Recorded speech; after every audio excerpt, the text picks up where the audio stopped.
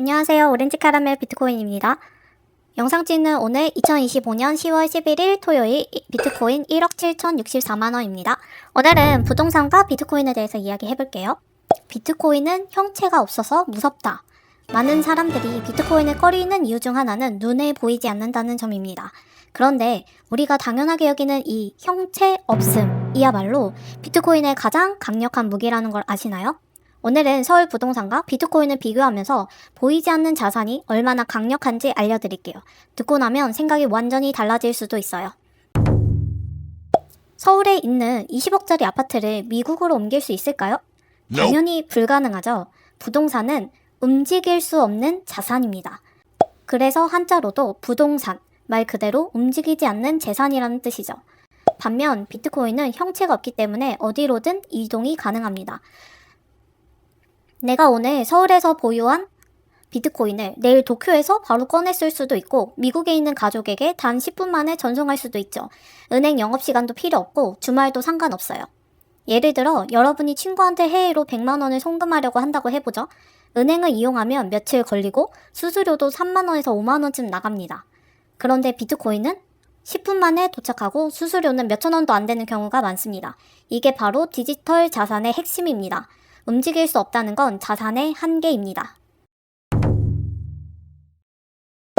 서울 아파트를 팔아본 사람은 알 겁니다. 중개사, 세금, 등기, 은행, 서류, 거래하는 데만 몇 주에서 몇 달, 수수료와 세금으로 수천만 원이 나갑니다. 예를 들어서 10억짜리 아파트를 매도할 때 최대 요율 0.5%를 적용하면 중개 수수료만 최대 500만 원 정도, 여기에 취득세, 법무비, 각종 행정비용까지 합치면 비용은 1,000만 원까지 훌쩍 넘습니다. 게다가 부동산을 팔고 싶다고 다 팔 수 있는 자산이 아닙니다. 그나마 강남 아파트 같은 상급지라면 수요가 많아 빠르게 팔릴 수도 있겠지만 지방의 중소도시, 낙후된 지역의 부동산은 팔고 싶어도 거래가 안 되어서 몇 년씩 묶여있는 경우도 많죠. 아무도 사가지 않으면 그 부동산은 사실상 유동성이 제로인 자산입니다.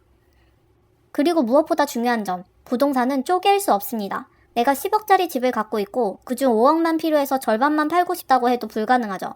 부동산은 통으로 팔아야 하는 자산이니까요. 반면 비트코인은 10억어치를 갖고 있으면 필요한 만큼 쪼개서 팔 수 있습니다.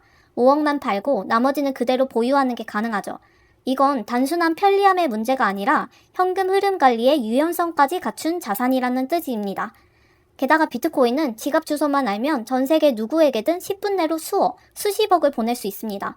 수수료는 몇천 원에 불과하고 금액이 커져도 거의 변동이 없습니다. 이건 단순한 편리함을 넘어서 시장의 유동성을 극대화하는 구조입니다. 빠르게 사고 팔 수 있다는 건 곧 기회를 잡을 수도 있다는 뜻이니까요. 서울 아파트를 내 소유라고 생각할 수 있지만 실상은 여러 제3자에게 의존하고 있습니다. 정부의 세금 정책, 등기소, 법원, 아파트 관리사무소, 심지어 정치 상황까지 영향을 미치죠. 게다가 한국은 부동산은 보유만 해도 매년 세금을 내야 합니다. 소유하고 있다는 사실 자체가 지속적인 비용이 되는 거죠. 그리고 이 비용은 정책 하나로 언제든지 갑자기 바뀔 수 있습니다. 예를 들어 정부가 부동산 가격을 잡아야 한다고 판단하면 갑자기 보유세를 대폭 인상하거나 양도소득세, 비과세 기준을 축소하거나 상속 증여세율을 높이거나 LTV, 주택담보인정 비율을 조정해 대출을 아예 막아버릴 수도 있습니다. 실제로 몇 년 전에 집값을 잡겠다며 다주택자 보유세가 1년에 수백만 원에서 수천만 원까지 튀어오른 사례도 있었죠. 부동산을 팔고 싶어도 못 팔고 들고 있자니 세금이 부담되고 대출도 막혀서 옴짝달짝 못하는 상태가 되는 겁니다. 이렇게 부동산은 언제든지 정부 정책에 의해 휘둘릴 수 있는 자산입니다. 내 집이라고 하지만 사실 정부의 정책 손바닥 위에 있는 자산일 수도 있다는 거죠. 반면 비트코인은 다릅니다. 내 개인 지갑에 들어있는 비트코인은 내가 프라이빗 키만 잘 보관하고 있으면 누구도 손댈 수 없습니다. 정부도, 은행도, 아파트 관리사무소도 개입할 수 없습니다. 보유세도 없고 보관료도 없고 유지비도 없습니다. 어떤 정부도 비트코인 네트워크 자체에 개입하거나 조작할 수 없기 때문이에요. 이건 바로 내 자산을 내가 통제하는 구조라는 뜻입니다. 비트코인은 정치나 정책의 영향으로부터 독립적인 자산입니다. 정부 리스크를 걱정하지 않아도 되는 진짜 나만의 가치 저장소인 거죠. 서울 부동산을 사려면 적어도 수억 원이 필요합니다. 대출이 있어도 신용심사, 소득증빙, 보증인 등 진입장벽이 엄청 높습니다. 예를 들어 20대 사회초년생이 내 힘으로 서울 아파트를 산다는 건 사실상 불가능에 가깝죠.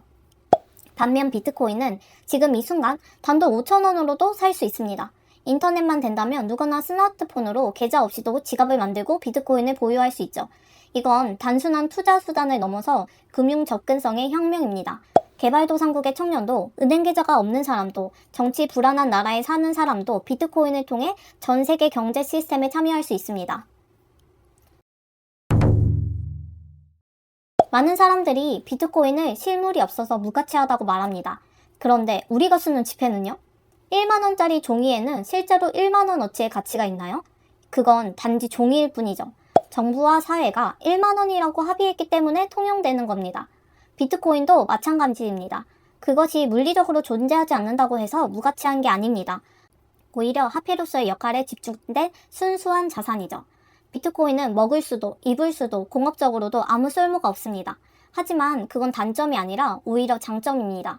돈 말고는 다른 용도가 없기 때문에 완벽한 돈으로 가능하다는 겁니다. 서울에 집이 있으면 지진이 나거나 불이 나면 어떻게 될까요? 보험이 있다 해도 자산 자체가 사라질 수 있습니다. 정부 정책이 바뀌면 가격이 급락하기도 하고 각종 세금과 규제로 보유 자체가 리스크가 되기도 하죠. 비트코인은 어떨까요? 불에 타지도 않습니다. 홍수에도 지진에도 허리케인에도 무너지지 않아요. 사이버 공간에 존재하는 자산이기 때문에 단 하나, 인터넷 접속만 가능하다면 언제 어디서든 보관하고 사용할 수 있습니다. 그리고 내 지갑 주소를 모르는 이상 누구도 빼앗을 수 없어요. 서울 부동산은 형체가 있어서 안전하다고요? 하지만 그건 착각입니다. 형체가 있다는 건 곧 파괴될 수 있다는 뜻이기도 하니까요. 비트코인은 형체가 없기 때문에 파괴도, 강탈도, 압류도 없습니다. 보이지 않아서 불안한 게 아니라 보이지 않기 때문에 가장 안전한 자산이 될 수 있다는 것. 그리고 보이지 않기 때문에 누구나 접근할 수 있고 누구나 가질 수 있는 자산이라는 점. 이게 바로 형체 없음이 비트코인의 단점이 아니라 최강의 장점인 이유입니다. 오늘도 비트코인, 서울 부동산 비교를 통해 비트코인의 본질을 새롭게 보셨다면 구독과 좋아요 부탁드립니다. 오렌지 캐러멜 비트코인이었습니다. 감사합니다.